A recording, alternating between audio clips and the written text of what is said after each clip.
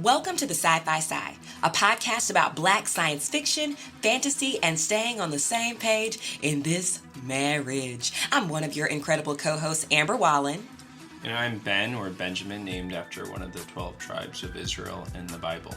That was actually more than I expected you to say, and two, very relevant for today's topic. Today, we're getting into our Black fantasy bag. We'll be discussing Black Jesus on Hulu.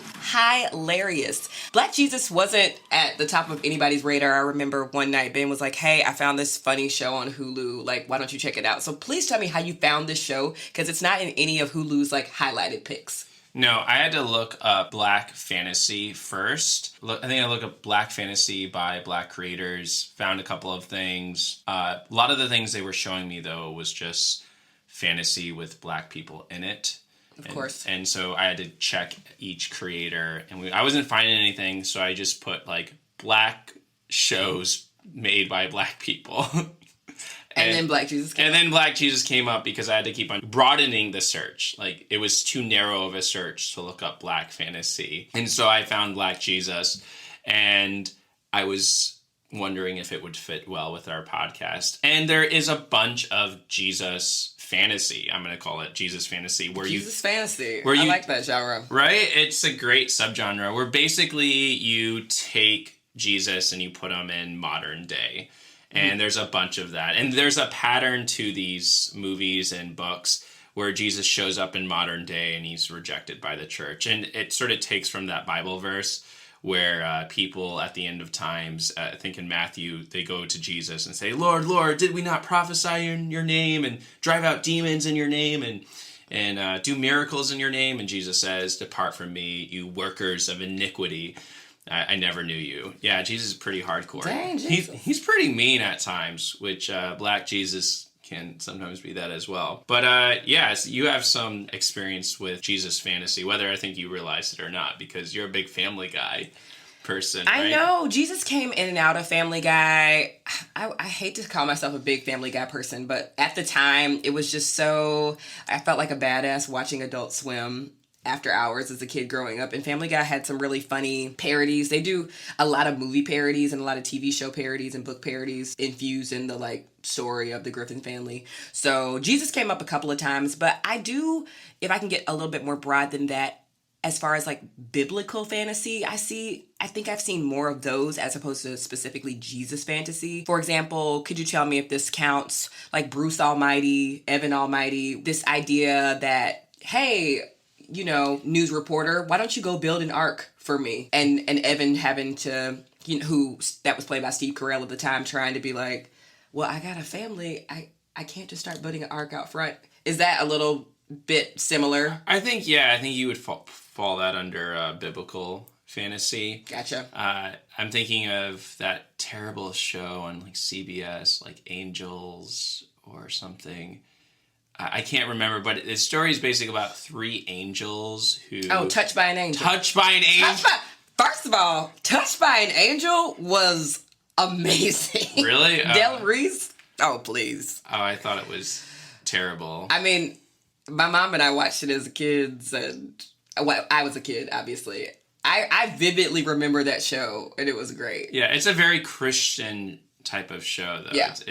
It's fantastic. Faith-based. I think what my really thoughtful encounter with this type of Jesus fantasy was The Grand Inquisitor by Dostoevsky. Oof. Dostoevsky. He's Russian? Yes. Yeah, Dostoevsky. Yeah, but basically there's this story in a story where the character is talking about this, I think the poem that they read at one point, and the poem... He's describing the poem, and the poem is about Jesus coming back during the Inquisition. The author is, or a character in the book? The character in the book. It's really, really cool. There's one chapter. So a character in a book wrote a poem. No, read a poem. The character in Dostoevsky's book read a poem. Yes. About Jesus coming back. And then he's sharing that plot of the poem to somebody else. Got it. So it's almost a story within a story within a story. I see. Okay. And Jesus is this bubbling love, kindness. He raises a child from the dead. And when he's raising that child from the dead, And the Grand Inquisitor walks by and sees these miracles and see this happiness. And I think he ends up taking Jesus and questioning him, torturing him. I think they kill him at the end. Because they think he's a witch or... Well, because Jesus doesn't fit with the Grand Inquisition's understanding of Christianity. Like, Jesus isn't Christian, so you have to kill people as heretics when they're spouting a religion that doesn't match yours. Oh. Yeah, that's pretty much how it works in America. Which is... What? People don't kill each other in America for different religious They do beliefs. if you're not Christian. They don't kill you if you're not Christian. So people don't bomb temples. Oh, I'm talking about the political organization of that time. So the political power of that time was the Grand Inquisition. You are correct. I see what you're saying. There is persecution, yes, in America. Yeah, I was like, if you're people definitely shun Muslim and but Sikh it's people. It's not state acquiesced persecution. Christians Gotcha. politically persecute. Yeah, you're correct. Muslims. Like, that's the political organization. But it does have a connection, though, because I think a lot of people would think that Jesus would come back today and be a Republican. Of course they would. You know? Well, Jesus is people's own depiction. Like Santa Claus. Like, my Santa Claus is black, yours might be white. Somebody else's might not even be Santa Claus. It might be Klaus. You get to visualize what your religious figure, who is now deceased, looks like. Mm-hmm. But we do know the one that's most prevalent. Yes, so that is actually Warner Sallman's light-eyed, light-haired head of Christ from 1940. Who's Warner Sallman? He was a advertising creative, and he worked on this depiction of Jesus, which everyone has seen. If you probably don't know who Warner Sallman is, but you have seen his painting. It's the folded hand Jesus with the long hair, white, and that is the prevalent form of Jesus that we have in the United States. And he did that for an advertising campaign, which... Wow, he changed the world. I'm did. sure he's still getting checks. I think he's dead. Well, the Sallman family is the know that Jesus painting? That's me, bro. Right. Which is funny, though, because there's only one depiction of Jesus in the New Testament. It's in Revelation. And I remember learning about this in Bible school, because I went to Bible college. And it describes Jesus in Revelation, which was written, a good maybe 200 years after Christ died. People disagree with me, but I have to follow with historicity and not what we wish Revelation was written. Anyway, it was written maybe 150 years. I'm saying 200 to be safe. And in it describes Jesus as having like woolly hair. Yep. Sort of like yours. Sort of like mine, yes. And it being white as wool and white as snow, and his eyes are like flames of fire. So almost like a jinn. In depictions of jinn in Islam, they have like fiery eyes. Mm-hmm. And then his feet are like burnished bronze, so like bronze colored skin. I can see a white person being like, okay, not white hair, skin, got it. Bronzer, I wear bronzer, so that means he just has a tan. Or maybe his shoes were the color of bronze or something. Yeah, people are going to make this work for them. Yep, but that's what the good book says. Yeah, so that is the one physical description we get from the Bible of Jesus. And there's this movement now where people are really questioning how we depict Jesus and getting the historical accuracy right and moving away from Sallman's white-haired, white-skinned Jesus to actual depiction. And when I was doing research for this podcast, I came across Sean King, who I think you get annoyed with him sometimes. Yeah, I'm annoyed with him, but... Why? He's mostly good. I think he just does a lot. Sometimes he's really about the movement, and then sometimes I think it's about the money. Or he doesn't really acknowledge his own male privilege and that he's like super light-skinned, sometimes white passing. I don't know. He gets weird. I need to have some more concrete reasons, but... Well... I think we talked about him once now that you're saying that, where he's very performative. Yeah. Where he tweets about things and maybe not necessarily... For like shock value or sometimes.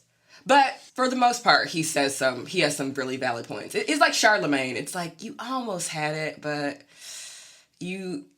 I can tell that you're doing your job of trying to entertain and perform in this moment. Well, he did make a statement where he was advocating for tearing down white statues of Jesus and white depictions of Jesus, which is, I don't hate that because those ideas of whiteness are used to hold up white supremacy, right?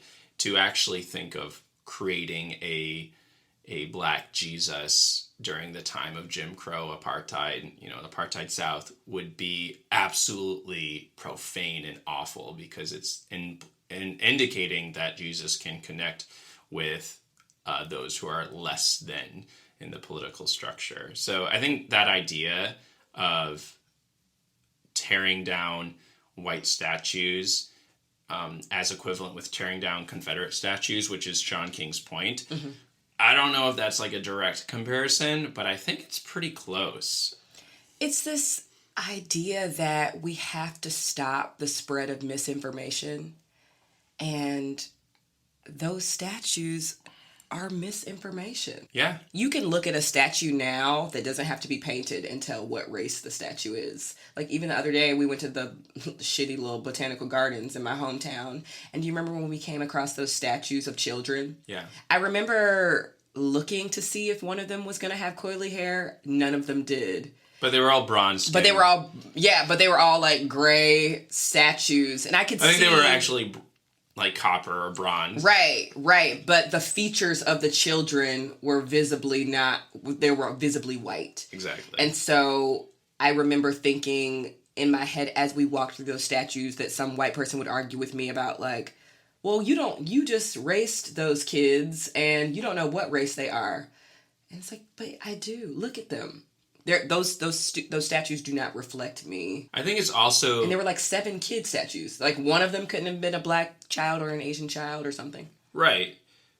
And also one of those things... Well, it's depicting that normativity is whiteness. Yeah. And then I think with Jesus, though, it does something a little bit extra, which is the ultimate symbol of power...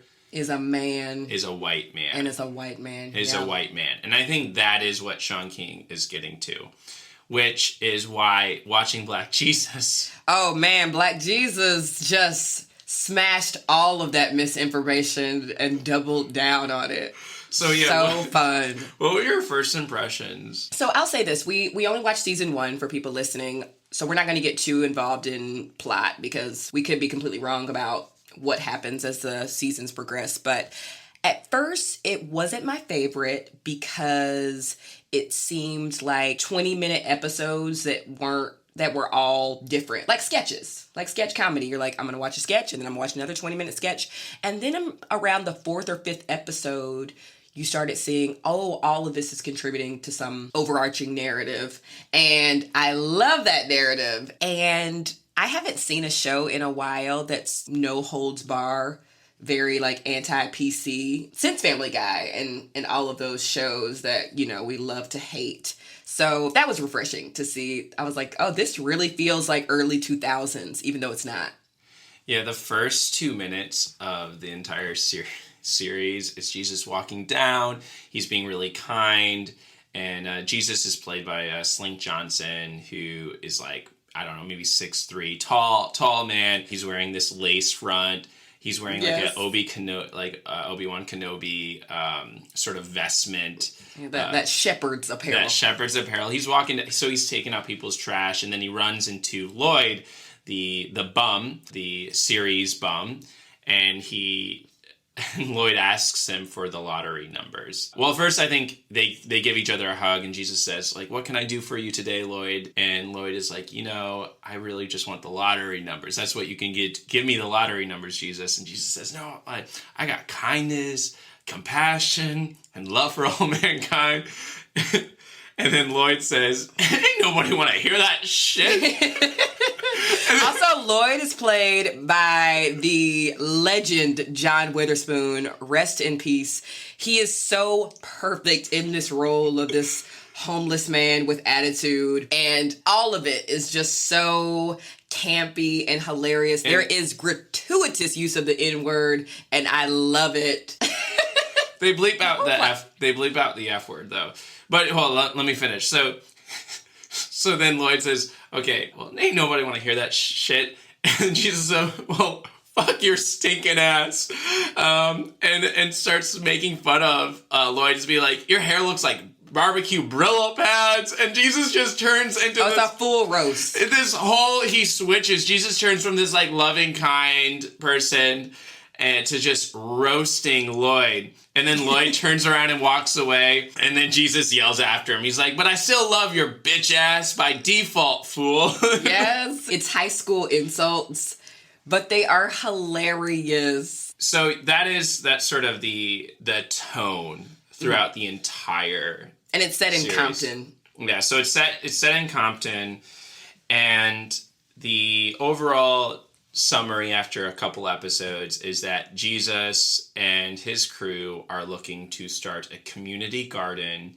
And originally it is to grow weed and to sell weed, make a little bit of money. So accurate, right? So, yeah. Jesus would totally be selling and curating and planting and growing weed. I think the idea, Jesus did have a job. He was a carpenter. And what availability would there be for Compton, who doesn't get all the taxes, doesn't get all the support, doesn't get opportunities? You know, Jesus would have to make his way. And so growing weed in this vacant lot would be a viable option for him to make a living and to get out of the van that he's sleeping in. By the way, Black Jesus, sleeps in a van at night because he doesn't have his own home. So that's sort of the overarching narrative.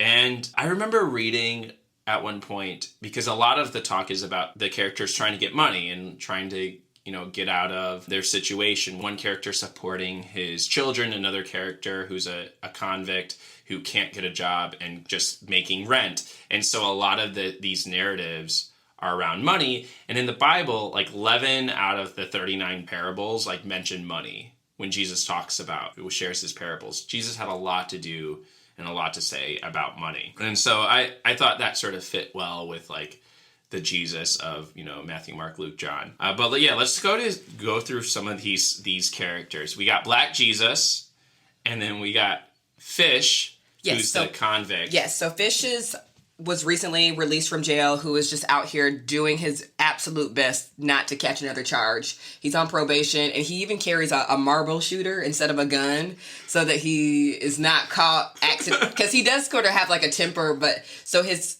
character is constantly trying to restrain himself from being oh, I wish I wasn't on probation. And he's shooting people with marbles, which, when's the last time you saw a freaking marble shooter? Maybe Hook? Peter Pan and the Lost Boys? I don't know. But also, he has a nice arch, because he goes from just very angry, here's your angry black man who's been beat down by the system. At one point towards the end of the series, you think there's going to be this big confrontation between Fish and another character, Vic. And Fish walks to Vic and says, you know what, I forgive you, and just keeps walking by him. Mm-hmm. And so the power of Christ compelled him. Yeah, and so I know there's this show is very funny, but it has a heart. There's a heart to this, and characters do grow and develop. So that his story is really, really very strong character development, which I love to see. Okay, so then there's Booney. Booney is every fat joke in the book is used against Booney the entire time. So he lives at home with his mom, Miss Tootie. And Booney also has 2 smaller children with his baby mama, whose name is Shalinka. So Booney is sort of this deadbeat, very the butt of every joke.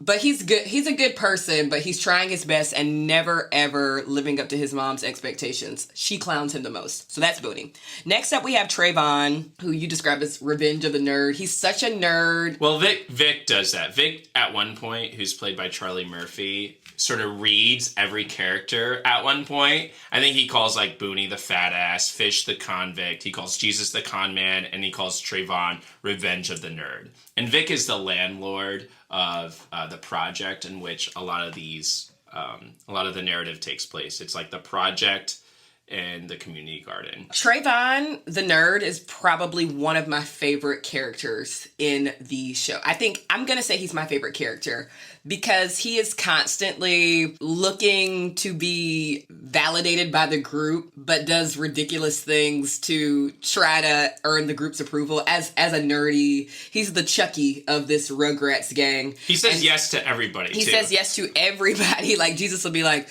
Trey, we need you to go to the store and get the chips and get the ice. And Trey's always like, so we kind of need money to get these things, right? He's like, Trey, figure it out. So Trey has just footed every bill. Trey actually adds a lot of value to the group. He records everything so that people can spread the word about the community garden. He's setting booby traps in the garden to help enemies of the space. Like, he does a lot for this cast and crew, and he's still just like the nerd of the bunch and just very passive and precious. Vic, the landlord, is played by Charlie Murphy. Freaking hilarious. Rest in peace, Charlie Murphy, as well. Such strong character. I mean, when I say the name Charlie Murphy, you can already tell, you can just hear the voice in your head of him being a landlord, just roasting everybody, never taking care of any of the tenants' problems.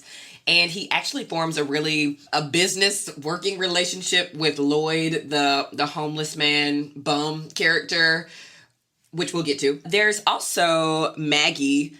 She's the girl in the group.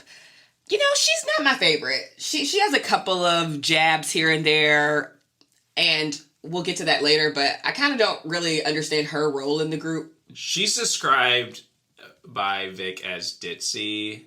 And so I think maybe the show is like, we need to throw a woman in here.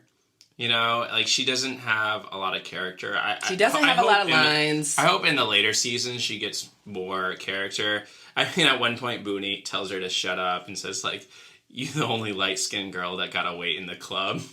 Gotta wait in line at the club. Like, that's so she's like she's looking for a family. She, at one point, she's like, I don't have any homegirls. Like, this crew is the only thing I have. My family doesn't really talk to me. So you don't really get a lot of what she's about. Maybe she's a bit more developed in further seasons, but I'm going to be honest, she doesn't really serve a lot of purpose in the group. And her hair is like perfectly rolled and coiled, which is weird for this group of like really struggling people, that she always looks like she's fresh out of the salon. But anyway. And she almost is dressed like a punk rocker, almost. Like, she's always wearing a beanie and... but with, like, prom hair. Yeah, I feel like that's a side for sure. Yeah, that would be a side then. Okay, so we're still going with the crew. So far we've gone over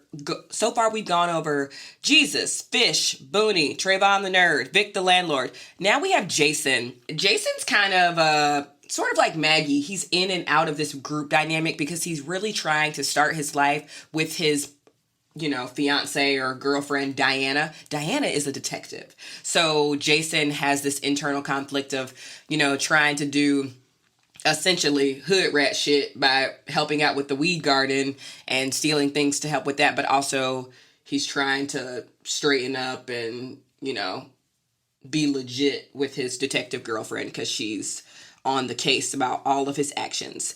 We talked about Shalinka, who is the mother of Booney's kids.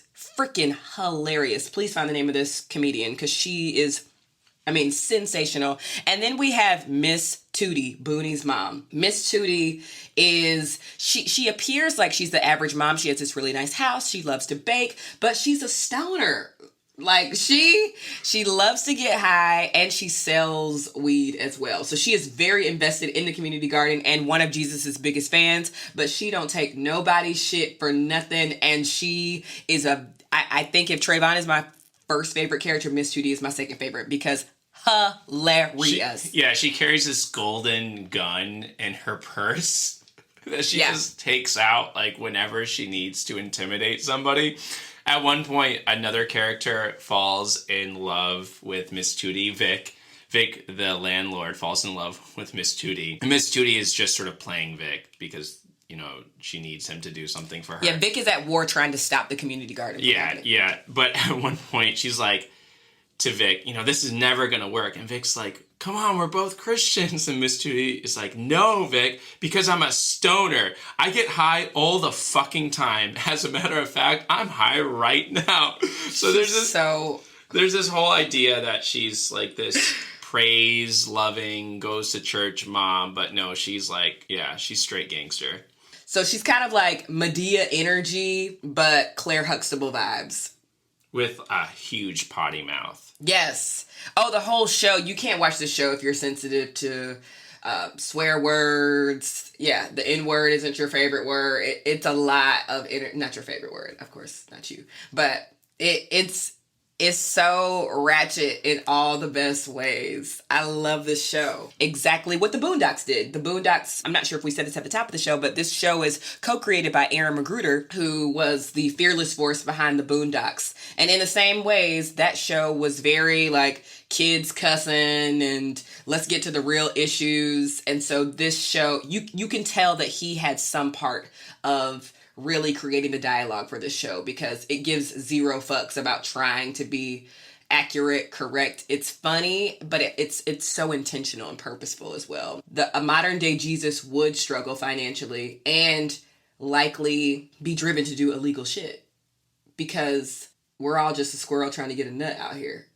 Like, which is what this show does so beautifully. It tells that story of the working man. That's the overarching narrative where Jesus trying to start the community garden with his friends, and it's Jesus, Fish, Booney, Trayvon, Jason, and Maggie. And then Miss Tootie comes in as well to help the community garden. And then Lloyd, the homeless man, and Vic are trying to go against that. But then there's all these like little side narratives. For example, Shalinka, Booney's, I think they're broken up they're broken up.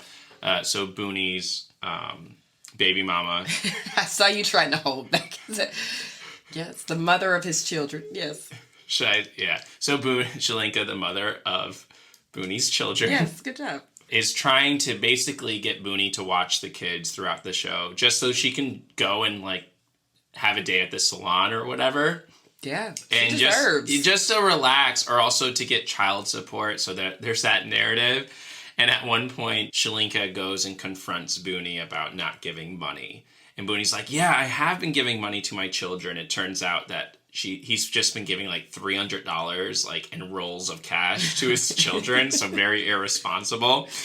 And then Jesus, throughout the show, Jesus is pretty consistently trying to de-escalate people. So Jesus steps in and goes to Shalinka and Booney and be like, okay, we can resolve this peacefully. And Shalinka looks at Jesus and says, don't think because you Jesus, I won't whip your ass. And just starts to beat up Jesus. Shalinka beat Jesus' ass. Beats up Jesus. And it's so funny. It's so great because I think it's funny because Black Jesus is getting beat up, but I think there's something else here where Shalinka is like at the end of your rope. And when you're at the end of your rope, like kindness and compassion is just not a viable option. She's like that what hasn't they call got you. Righteous anger. Yeah, she has that righteous anger. She's frustrated. And should she have beaten up Black Jesus? I don't know. Should she not have beaten up Jesus? And she's trying to feed her kids. Yeah, so there's that narrative as well. And then also there's Lloyd, the homeless man, has all these different hustles, how he gets money. Yeah, so waiting in line is one of his hustles. Like, people pay him to wait in line. People pay him to snoop around the neighborhood. And at one point, John Witherspoon, Lloyd, gets access to Vic's house. Vic, the landlord. You know, him and Vic are working together. They're business partners. And it's so bad to say this, but this homeless man, like, getting access to a house would be like a 5-year-old getting free range over some, like, candy store. Like, what do you think is going to happen? So this kid would, grab a shopping cart and knock everything into the cart. So Lloyd, played by John Witherspoon, is exploring a home for what looks like the first time ever. So he's just, like, taking things out of the fridge, trying on new clothes, and it's so funny. I think that whole scene was probably just improvised by John Witherspoon because I could just see him. He was just like, oh my God. And just like all over and we shouldn't be laughing because we're laughing at this homeless person exploring shelter, which feels so shitty, but you have to go watch it. It's so good. Please get high, watch this show. It's so funny. Yeah, at one point, I think a character calls Lloyd, yells at him, says, "You smell like ass and crackers." Like, Well, and the show also, I do want to get to the point that makes it fantasy. It does have some of those supernatural elements in there. Like Jesus does perform miracles. Jesus actually isn't really the one who has free range over the miracles performed. It's mostly God, which he refers to as Pops. He's like, if Pops didn't give me the vision, I can't make it happen. So Pops is God, has all the real power. Jesus has power every now and then to perform certain miracles. Yeah, and some of his miracles are like pulling out this magical coconut water that deals with your hangover if you drink too much. They're very random and sporadic, which is sort of how, I guess, miracles are done, right? Their miracles are miracles because they happen randomly. Another one is, at one point, Jason, who is dating Diane, the detective, sort of has the most privilege because, he has, he's living with a detective who has a decent paycheck. He has a car. And so at one point, Jesus and the crew needs Jason's car, but Jason is on a date with Diane. So one of the miracles is that Jesus has the police department call Diane, the detective, to go in so that he breaks up their date. And so there's these random miracles throughout it, which sort of has that fantastical element. Most of the miracles only really benefit Jesus and his plot to get this weed garden going. Well, I think it's sort of ingenious too as like a narrative perspective, where if your narrative is slowing down and you need something to make the narrative fit or to make the plot fit, you just have Jesus perform a miracle. Yeah, you can really just lean into, if something goes wrong, okay, let's just write. Like, if we cannot find our way out of this scene, miracle perform. Exactly. So with the community garden, they try to grow weed, but since it's a lot in Compton and God knows what type of poison has seeped in, the weed doesn't work. And so they can grow other things, but not weed. But it turns out that the tomatoes they grow have sort of these like magical, miraculous like weed effects. And so that's another one of the amazing miracles of this show. I think my favorite miracle that was done on the show, we watched it. I'm not sure if it was performed by God or Jesus, Pops or Jesus, but Lloyd is an alcoholic, the homeless man, he's an alcoholic, and Vic has gotten really stoned from these tomatoes and his love for Miss Tootie. And so Lloyd has trashed Vic's home, and there's liquor bottles and beer bottles everywhere. And even though Lloyd is completely trashed, Vic is completely trashed, Lloyd is still trying to get Vic to drink alcohol. So he grabs this bottle of tequila and is like, Vic, drink this right now. You need this. You need this to feel better. And Vic drinks from the bottle and it's water. And so Oh my God, yes. Jesus, God, has turned all of the alcohol into water, which is just, the flip of the biblical trope. And it's perfect. It works so well. That was my favorite miracle performed for sure. Yeah, and even though Vic is sort of an asshole and trying to disrupt Black Jesus's work in the community garden, Black Jesus does care for Vic. Like, he doesn't want Vic to be in the dumps. Hey man, I forgive you. I love you, Vic. Yeah, exactly. And I think that, again, like, that fits really nicely with Jesus's narrative in the Bible. And so I think he does that miracle so Vic wouldn't be like tempted to continue drinking. But yeah, that is a great, great scene.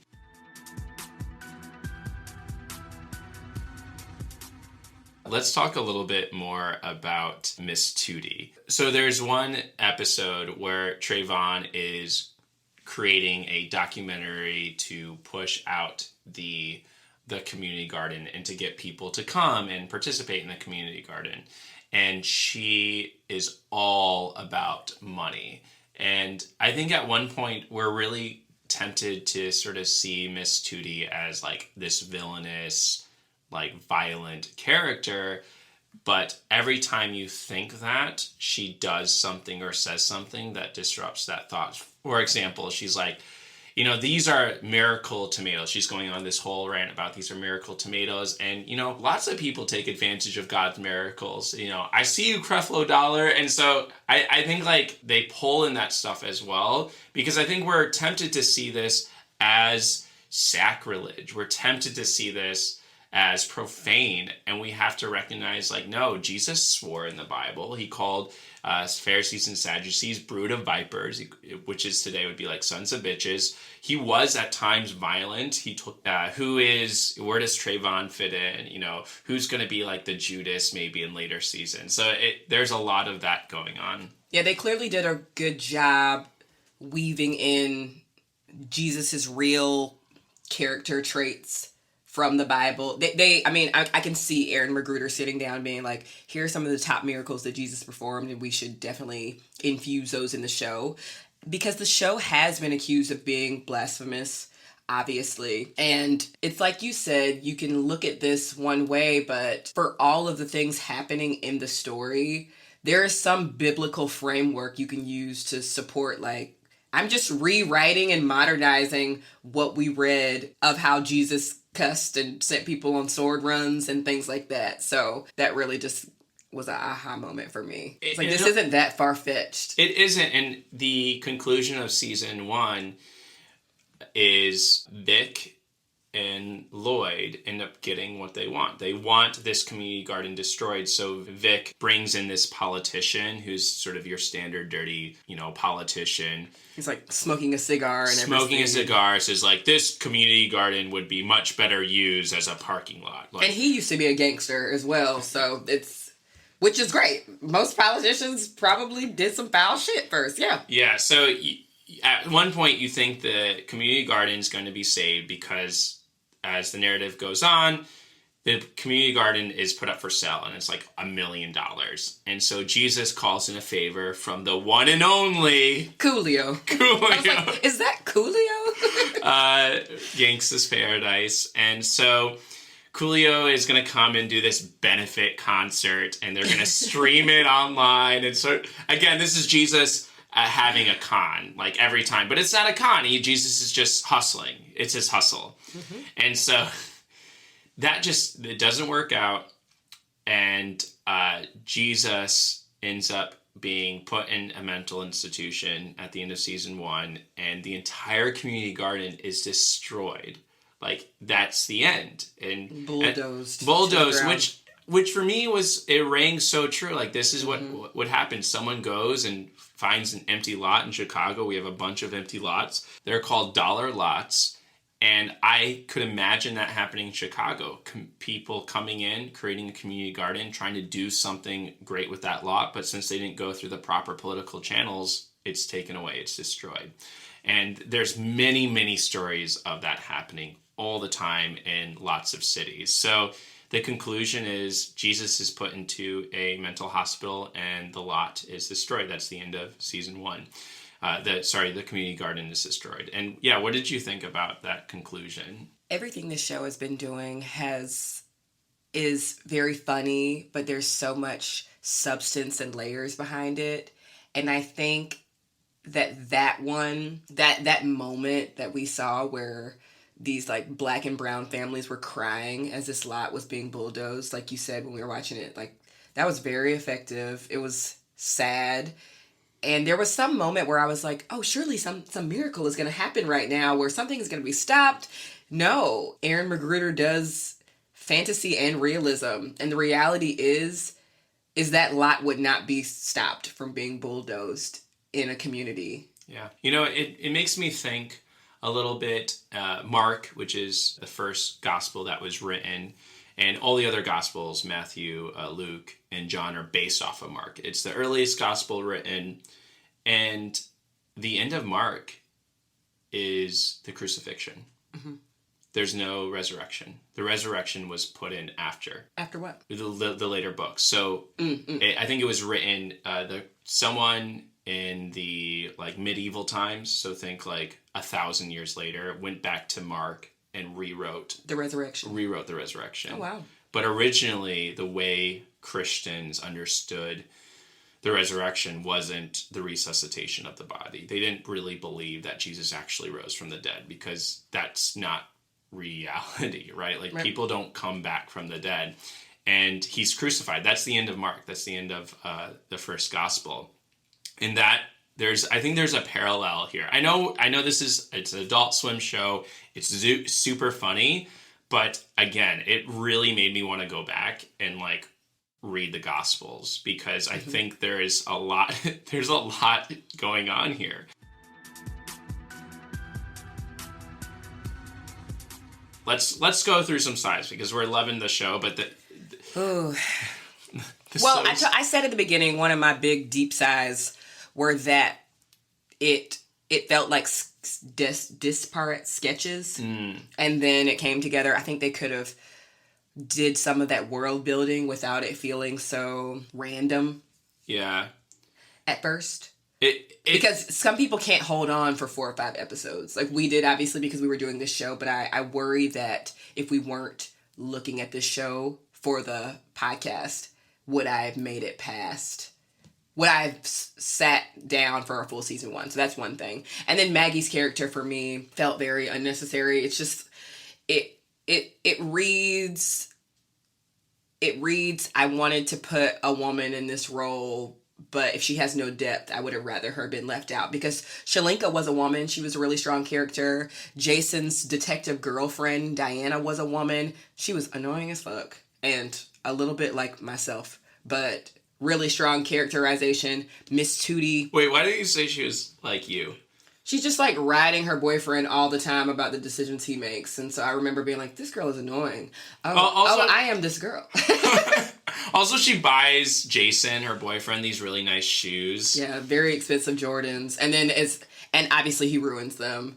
But every day since, she's like, where are your Jordans? Why aren't you wearing your Jordans? Some of the plot points are stretched way too many episodes. I'm like, the community garden arc could have gone 4, and then they could have done something else. Which sort of I don't hate what you said, like the sighness. Your sigh is like the sketch part of it. Like that part felt strong. I think the failure was that they were trying to make this long narrative arc, where if you look at a show that is, I think, similar in tone as far as just the profanity, would be Rick and Morty, right? Okay. But in Rick and Morty, every single episode, for the most part, has like self-contained. I think this show would be great with that. I think if this show did the Rick and Morty, did the sort of Broad City-esque, like, we have a problem, let's solve it, next episode. If you could watch episodes standalone. More episodic.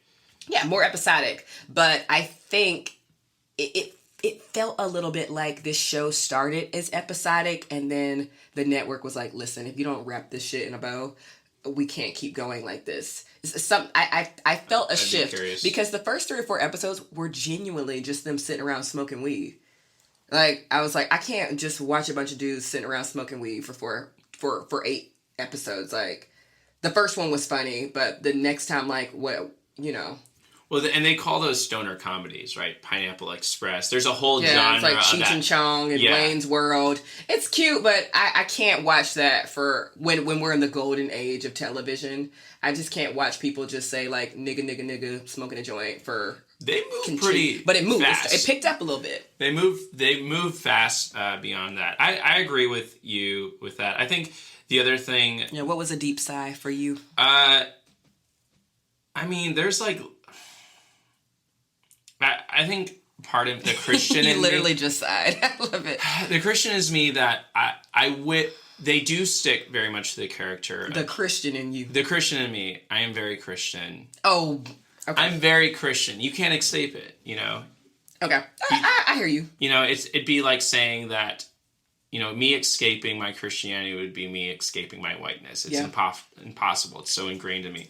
So... at times, they do depict Jesus as like a con man. And I think for the most part, they stick that he's very gracious. He cares very much. But when Jesus sort of, at one point, he takes advantage of Booney, where Booney and Shalinka are getting into this beef. And we find out at the end of the episode, right as Booney is about to be arrested. Like, Shalinka gets cops to come and arrest Booney. For not paying child support. But I think they call him, like, Dabunde or something. Yeah, Abunde or something is his real name. His nickname is Booney. Yeah, and you're like, oh, wait, what? And then Jesus says, like, no, like, stop it, and is trying to make peace. And then the kids are, like, seeing their father get arrested. They're like, no, we have these stacks of dollars that Daddy's been giving us. And Jesus tries to take credit for that. And Booney's like, no, I did that. I've been giving them money. And Shalinka's like, what type of stupid man? I don't think she says man. What type of stupid man would give children $300? And at that point, Jesus is like trying to take credit for like resolving this issue. And I'm like, that doesn't really fit with Jesus' character. So. I think it does. I think a modern day Jesus would take credit for miracles that he didn't perform. This is completely unrelated, but I promise you it'll make sense later. So, recently the Read was not making fun of Ashanti, but there was supposed to be this whole versus battle between Ashanti and Keisha Cole. What's The Read? The Read is another amazing podcast. We love The Read. Mostly like black pop culture, gossip and hot topics and things like that. But a lot of substance as well. And so there was, in black culture, there was supposed to be this versus battle between Ashanti and Keisha Cole.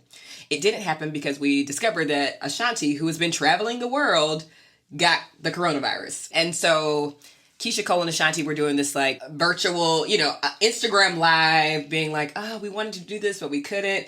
And Ashanti starts on this like, I just can't believe I would get something like this. Like, oh, the devil is busy. And everybody was just like, you have been going to Kenya and Atlanta and LA, and you've been posting that you've been in these places. Like, what do you mean the devil is busy? You have been willingly traveling the world without a mask. What's going on? And even in my head, I'll probably do this later. I literally wrote this sketch of the devil just like sitting quietly somewhere and hearing Ashanti being like, yeah, the devil gave me coronavirus. It's like, what the hell? So I think in the ways that people, randomly blame the devil for things that they've done, I see the parallel world of God taking miracles for things he hasn't done. And for me, that worked really well with the show. Do you see the point? I do. I finally came to that conclusion. I do. We can cut that later if you need to. No, that's great. It also made me think of... because you say that all the time. Sorry to cut you off, but like... I used to be like, oh, thank you, Jesus. I just got paid for this thing I did. You're like, you got paid for the thing you did. Like, Jesus didn't have anything to do with that, Amber. I'm like, I know, but I just want to believe that some force sent this money finally. One of my favorite biblical fantasies, actually, is a retelling of Revelations by Terry Pratchett and Neil Gaiman called Good Omens. And it takes a lot of biblical tropes. But one of the demons in that narrative is saying, like, you just give humans a little bit and they'll do all the sinning on their own. Like, you don't have to tempt them. You can just make traffic slow down a little bit, and that's what you do. And now you have 1,000 people waiting in traffic swearing and being awful because you can let humans do the sinning on their own. And I think that's sort of that's really funny. So it's like God taking credit for miracles for what humans do.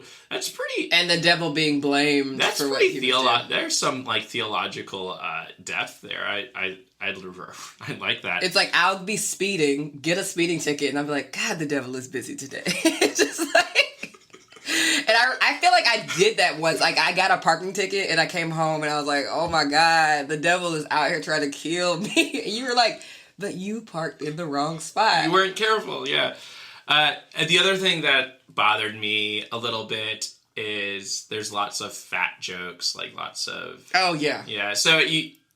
Against Booney. Yeah, Booney is constantly being torn down by Miss Tootie, and... yeah, Booney is just dragged by every... I'm sure Trayvon is going to get a joke in at some point about Booney, because everyone drags Booney. It's so sad, and Booney's constantly being compared to his, like, awful father. Like, Miss Tootie did not have a good breakup, or maybe her husband died or something. And Booney is constantly being put down and compared to his father. And that was sort of sad and frustrating. And Booney is, like, hurt. Yeah. Like, Booney is actually, his character...